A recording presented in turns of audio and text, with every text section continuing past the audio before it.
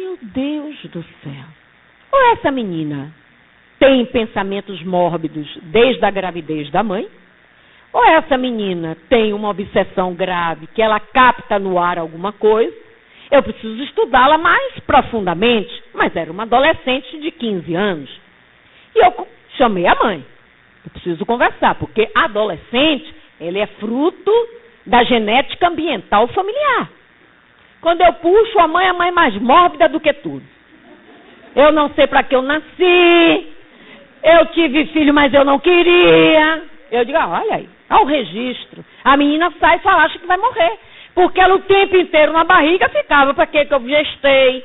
Será que eu vou dar conta de ser mãe? Olha, doutora, a vida inteira eu me questionei, será que eu vou ser mãe? Será que eu vou dar para ser mãe? E quando eu estava gestando, meu Deus, será que essa menina vai vingar? Quer dizer, o pensamento inteiro é de pulsão de morte para que a menina morra, para ela não ter trabalho, para ela não ter que ser mãe.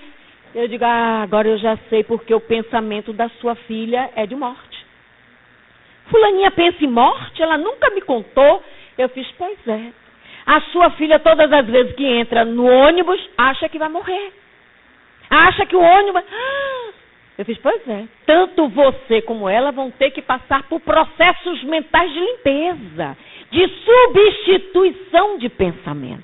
É como diz Joana aqui, passar pelos processos de limpeza, como dizia Buda, é buscar a felicidade infinita. Todas as vezes que o pensamento malévolo chegar, substitua. Eu não mereço isso. Nada disso, que nada, eu quero isso nada para mim. E pensar positivo. Pensou em morte, que nada, eu quero é a vida maravilhosa. E se a morte chegar, ela vai chegar no dia dela, na hora dela, eu não vou poder fazer nada. Mas enquanto estiver só no pensamento, esse eu posso substituir. E substituir, sem medo de errar, sem medo de ser feliz, sem medo de acertar. Porque tem pessoas que têm medo até de pensar contrário. Mas todas as vezes que eu penso negativo, acontece o positivo. Eu digo, eu nunca vi isso. Mas já tive pacientes de me dizer isso. Eu tenho medo de pensar positivamente. Porque todas as vezes que eu penso positivo, acontece o contrário. Eu digo, olha, isso não existe. Pode ser até coincidência. Mas o pensamento positivo só traz positividade. O que você pode fazer é estar pensando positivo, mas com medo do positivo. Você quer negativo. E nós nos acostumamos a negativar. Como estamos nós com a nossa saúde? O que fazemos com o nosso corpo? Porque quando esses pensamentos, eles são inconscientes e são autodestrutivos, ele sai detonando o nosso corpo. Aí descontrola a tireoide, claro, a tireoide, ela é profundamente de cunho emocional. Aí descompensa a tireoide, ela vai a gente engordar. Aí a gente não consegue, se boicotando a fazer um processo de reeducação alimentar. A gente não consegue acompanhar um exercício, porque já que no meu inconsciente está, eu não mereço a vida, então para que eu vou fazer exercício físico? Para que eu vou buscar uma nutricionista para me acompanhar se eu mereço ser do jeito que eu sou? Porque assim eu vou vivendo a minha vida. Mas isso está lá no inconsciente. Tem pessoas que não conseguem ser o que gostariam de ser e se detonam. Detonam mesmo. Já tive uma paciente que o pai dizia para ela aos 3 anos de idade, você não presta, você não vale nada, você não vai ser nada nunca. Ela se formou em arquitetura, não conseguiu ser arquiteta, não conseguiu, fez até doutorado fora do país e não conseguia funcionar. A funcionalidade da arquitetura ela não conseguia. Até que um dia o pai chamou os 3 filhos já grandes e detonou um tiro no ouvido, na frente dos filhos. Você imagine o que é isto de morbidez em uma família. São quadros patológicos terríveis.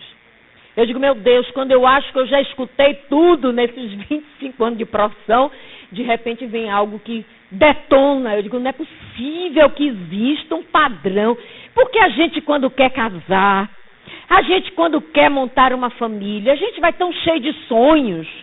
A gente não pode imaginar que vai casar com alguém que vai detonar a própria vida, vai detonar os filhos, vai desfazer dos filhos, ou abandonar os filhos no meio do caminho, né? Às vezes se separam e separam dos filhos também, como se filho fosse algo que fosse descartável. Não é. Casamento pode acabar? Pode.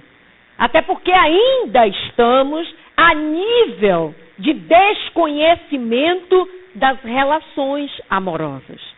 Ainda nos relacionamos muito por dinheiro, ainda relacionamos muito por posição social, ainda nos relacionamos muito por beleza, ainda nos relacionamos muito por interesses intrínsecos. Quantas meninas eu já vi que se casaram e se separaram porque queria sair do inferno de dentro de casa. Só que aí provoca outro. Porque com a energia que a gente vai para a relação, que a gente traz de dentro de casa, é a mesma que a gente leva para todos os lugares. Então o que é que acontece? A relação tende a falir.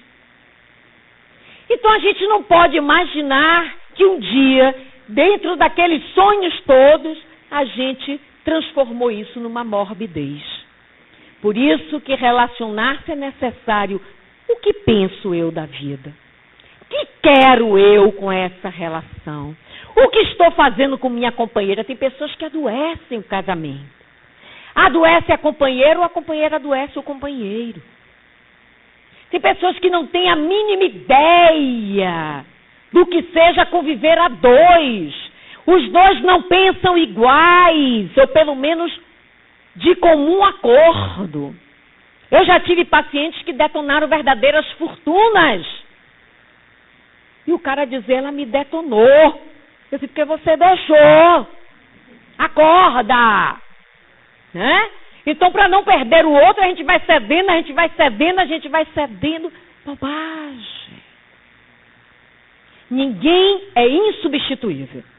Pode ser inesquecível, mas não é insubstituível. Ninguém. Nas nossas vidas. Ninguém. Quando nossos pais morrem, eles são insubstituíveis.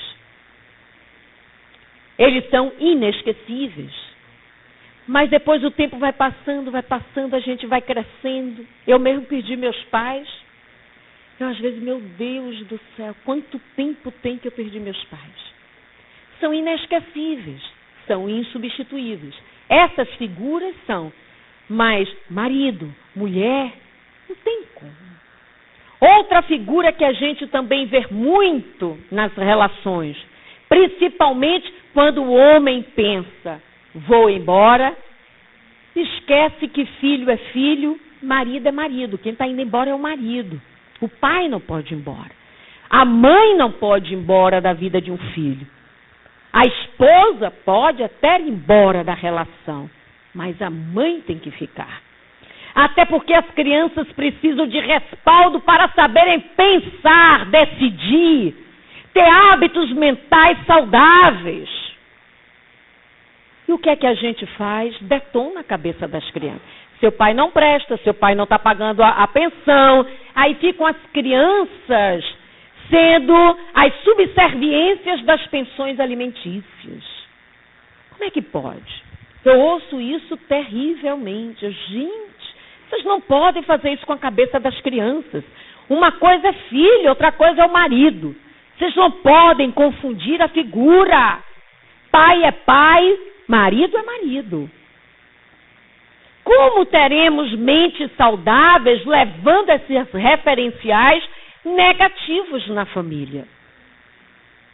Então, o que pensamos do nosso também trabalho?